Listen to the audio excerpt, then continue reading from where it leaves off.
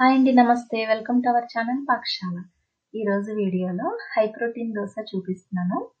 Protein లోపం వల్ల hormone imbalance, muscle weakness ఇలాంటివి వచ్చేస్తాయి. సో ప్రోటీన్ ఎక్కువగా ఉండే ఫుడ్ని మన డైలీ రొటీన్ ఫుడ్లో యాడ్ చేసుకుంటే చాలా మంచిది. ఈ దోశకి అరకప్పు రైస్, అరకప్పు పెసలు, అరకప్పు రాగులు, అరకప్పు కందిపప్పు, అరకప్పు శనగపప్పు, అరకప్పు మినపగుళ్ళు, అరకప్పు అటుకులు, ఇలా అన్నీ ఈక్వల్ క్వాంటిటీతో తీసుకున్నాను. 7 ఐటమ్స్ తీసుకున్నాను. ఈ అటుకులను మట్టుకి ఇప్పుడు నానబెట్టట్లేదు, ఎందుకంటే త్వరగానే నానతాయి కాబట్టి గ్రైండ్ చేసుకునే ముందు 15 మినిట్స్ ముందు నానబెట్టుకుంటే సరిపోతుంది. ఇప్పుడు వీటిని నీట్గా 2 to 3 టైమ్స్ నీట్గా వాష్ చేసుకుని 6 hours నానబెట్టుకోవాలి.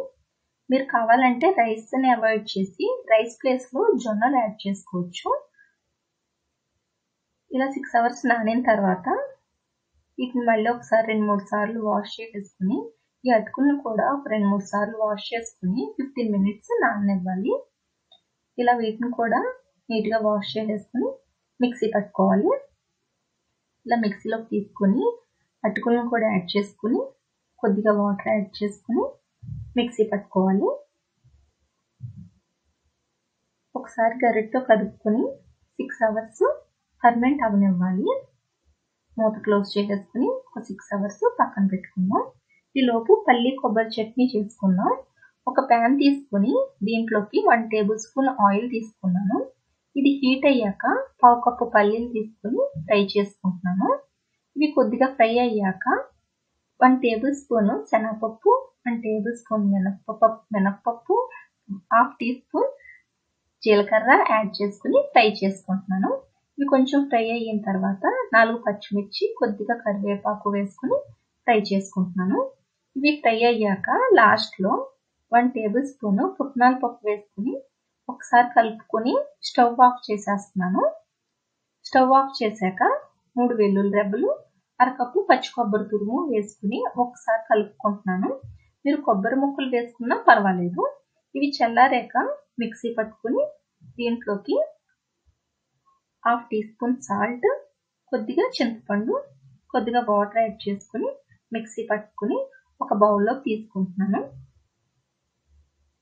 పోపు కోసం ప్యాన్లో 1 tablespoon ఆయిల్ వేసుకుని అది హీట్ అయ్యాక కొద్దిగా శనగపప్పు, మినప్పప్పు, జీలకర్ర, ఆవాలు, ఎండుమిర్చి వేసుకుని ఫ్రై చేస్తున్నాను. లాస్ట్లో కరివేపాకు కూడా వేసి ఫ్రై చేశాక చట్నీలో యాడ్ చేసుకుంటున్నాను. మనకి పల్లి కొబ్బరి చట్నీ రెడీ అయిపోయింది. ఇప్పుడు 6 hours పులియబెట్టుకున్నాం కదా, ఈ పిండి బాగా పులిసింది. ఒకసారి గరిటెతో బాగా కలుపుకొని మనకు కావలసినంత పిండిని తీసుకుని ఇక మిగిలింది ఫ్రిడ్జ్లో పెట్టుకుని 3 to 4 days వాడుకోవచ్చు. కొద్దిగా సాల్ట్, వాటర్ యాడ్ చేసుకుని బాగా కలుపుకుని దోశ వేసుకోవాలి. ఇనుప పెనం మీద వేస్తున్నాను నేను. పెనం హీట్ అయ్యాక కొంచెం ఆయిల్ వేసి టిష్యూతో ఇలా మొత్తం స్ప్రెడ్ చేయండి. ఇలా చేయటం వల్ల దోశ ఈజీగా వస్తుంది. మీకు నచ్చినట్లుగా దోశ వేసుకోండి. క్రిస్పీగా కావాలంటే కొంచెం ఎక్కువసేపు కాల్చుకోండి, మెత్తగా కావాలంటే కొంచెం త్వరగా తీసేసుకోండి.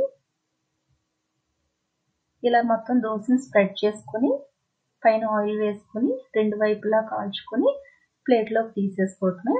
అంతేనండి, హెల్దీ అండ్ టేస్టీగా చేసుకుని హై ప్రోటీన్ దోశ రెడీ అయిపోయింది.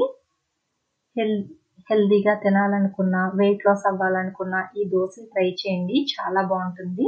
సో తప్పకుండా ఈ రెసిపీని మీరు కూడా ఇంట్లో ట్రై చేయండి. ట్రై చేశాక మీకు ఎలా కుదిరిందో కామెంట్ సెక్షన్లో తెలియచేయండి. ఈ వీడియో నచ్చినట్లయితే లైక్ చేయండి, షేర్ చేయండి, సబ్స్క్రైబ్ చేయండి.